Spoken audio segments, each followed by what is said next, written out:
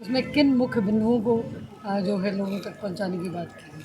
ये सबसे ज़रूरी चीज़ जो हमने सबसे ऊपर लिखी है वो ये है कि हमारे विधायक जब चंद्रमोहन जी बनेंगे वो 24/7 365 जनता के बीच में रहेंगे और उनकी आवाज़ सुनेंगे, क्योंकि हमारे मौजूदा विधायक जी स्पीकर हैं, लेकिन पंचकुला को स्पीकर की नहीं लिसनर की ज़रूरत है, जो लोगों की बातों को सुने और उसके अनुसार काम करें।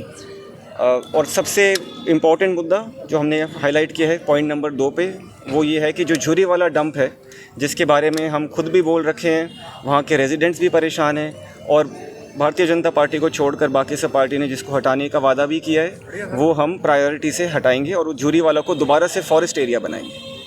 सिद्धार्थ जी, बार बार बात होती है पंचकुला को पेरिस बनाने की, तो सरकार आपकी आएगी पंचकुला पेरिस बनेगा या शिकागो बनेगा या लंदन बनेगा, क्या बनेगा, क्या मुद्दे हैं पंचकुला के लिए? ये असल में अगर आप देखें, जब पापा मेरे विधायक थे उनके दौर के एंड की तरफ पंचकुला सच में पेरिस से ज़्यादा दूर नहीं था।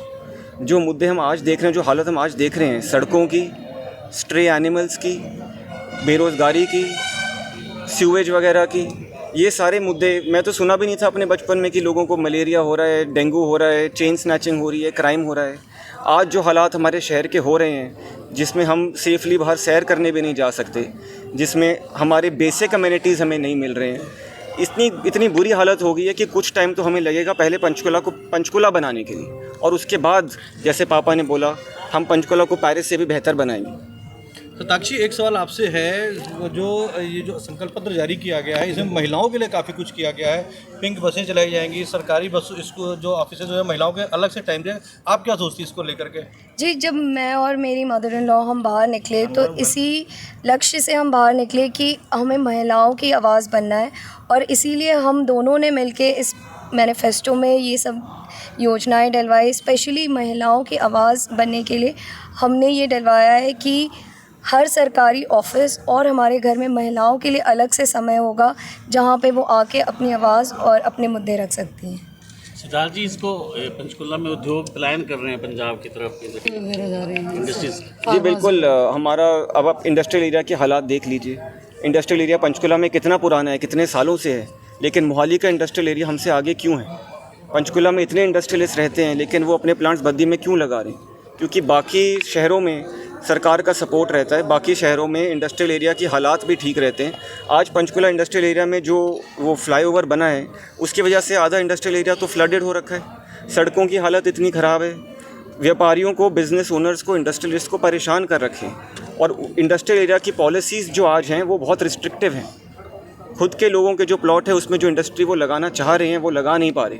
तो एक तरफ जो लोग यहाँ पर रोज़गार लाना चाह रहे हैं उनको हम रोक रहे हैं, और दूसरी तरफ जो युवा बेरोज़गार है उनके लिए भी हम कुछ नहीं कर रहे। ये दोनों प्रॉब्लम कनेक्टेड हैं और इनको सुलझाना बहुत ज़रूरी है। एक सर, ये जो पंचकुला के अंदर, जी बिल्कुल, बहुत ज़रूरी मुद्दा आपने उठाया है। हमने डिस्पेंसरीज़ का भी वादा किया है हमारे मैनिफेस्टो में।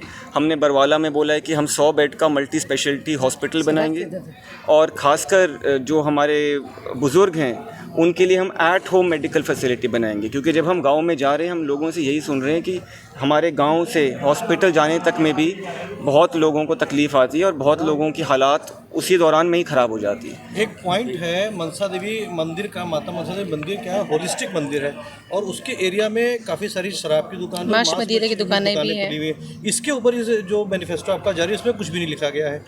ये आपको अगर मैं सच बताऊं, जो हम लगभग 100 पॉइंट का मैनिफेस्टो बनाए हैं, ये 250 से ज़्यादा पॉइंट्स थे। उसमें एक पॉइंट ये भी था, और हमने बड़ी मुश्किल से उसको कंडेंस करके 100 में डाला है ताकि हम जो मेन पॉइंट्स हैं वो हाईलाइट कर सकें। मनसा देवी कॉम्प्लेक्स की अगर हम पूरी की बात करें तो इतनी शर्म की बात है कि जिस कॉम्प्लेक्स का नाम माता मनसा देवी के ऊपर रखा गया, आज वहीं पर इतनी गंदगी है, वहीं पर इतनी समस्याएं, और वहीं पे शराब के ठेके खुले। शराब के ठेके सिर्फ उस एरिया की बात नहीं कर रहा मैं, हर एक सेक्टर की मार्केट में, इतने सारे सेक्टर की मार्केटों में शराब के ठेके खोले गए हैं। इतने सारे गाँव में नशा बिक रहा है। कुछ जो ठेके हैं वो तो सरकार की नज़र में है ही, जो नशा है वो शायद बोले उनकी नज़र में है या नहीं, लेकिन आप किसी भी, वो तो लीगली खोले, वही मैं कह रहा हूँ, तब ठेके तो उनकी नज़र में है ही, लेकिन नशा जो है वो सरेआम बिक रहा है, नशा सरेआम बिक रहा है। और पापा ने खुला बोला भी है कि नशा बिक रहा है। शायद उनके नाम भी वो पुलिस में एक बार देने की कोशिश कर चुके हैं। रिपोर्ट दर्ज होती है या नहीं होती है, मुकदमा क्यों नहीं हो रहा, ये सब तो मैं बोलूँगा मुझे फिर एक और नोटिस आ जाएगा, इसलिए मैं बोलूँगा नहीं। लेकिन ये बात ज़रूर है कि चंद्रमोहन जी के जीतने के बाद मार्केट में जो ठेके उनको बंद कराएंगे, ताकि हमारे जो रेजिडेंट्स हैं, मेरी खुद की मम्मी मार्केट में सैर नहीं कर पाती, रात को अनसेफ हो जाता है, ये हमें करना बहुत ज़रूरी है, करेंगे। और जो नशा है उसको ज़रूर बंद कराएंगे। मेरे जो युवा भाई हैं वो इतने सारे नशे के प्रकोप में आ रखे हैं, इससे सिर्फ एक ज़िंदगी ख़राब नहीं होती, इससे पूरी परिवार की ज़िंदगी ख़राब होती है। और युवाओं के लिए हम खेल के मैदान तो बोले हैं, रोज़गार भी बोले हैं, लेकिन उनके लिए नशा बहुत बड़ा मुद्दा है, इसका भी हम हल ज़रूर करें। सरदार जी कोई बड़ी रैली करने वाले हैं? कोई स्टार प्रचारक कौन आ रहा है? स्टार प्रचारक करेंगे और ज़रूर आएंगे। ठीक तक संभावित है, क्योंकि पंचकुला में भाजपा की तरफ से तो स्टार प्रचारक योगी आदित्यनाथ भी आने वाले हैं। उनको ज़रूरत थोड़ी ज़्यादा है इस वक्त। हमारा कैंपेन जो है, आपका चुनाव प्रचार कहाँ तक पहुँचेगा? कितना बल समझते हो मजबूत? ये जितना मैंने सपोर्ट इस कैंपेन में देखा है, मैंने आज तक और किसी कैंपेन में देखा। मैं राजस्थान में कैंपेन किया हूँ कांग्रेस के लिए, हरियाणा में जगह जगह किया हूँ, लेकिन ये जो सपोर्ट इस वक्त हमें मिल रहा है, ये ज़मीन से ऊपर आ रहा है। हमें ऐसे लग रहा है कि हम लोगों की आवाज़ ही आप तक पहुंचा रहे हैं। ये मैनिफेस्टो के पॉइंट है, इसमें से थोड़े बहुत पॉइंट ही होंगे जो हमने खुद से सोचे। मैं खुल के कह रहा हूँ, सब लोगों ने हमें बताया कि ये भी डालिए, ये भी डालिए। यहाँ पे लोगों के मन में गलत फहमी है कि शहरी वोट जो है कांग्रेस को या चंद्रमोहन जी को नहीं मिलते।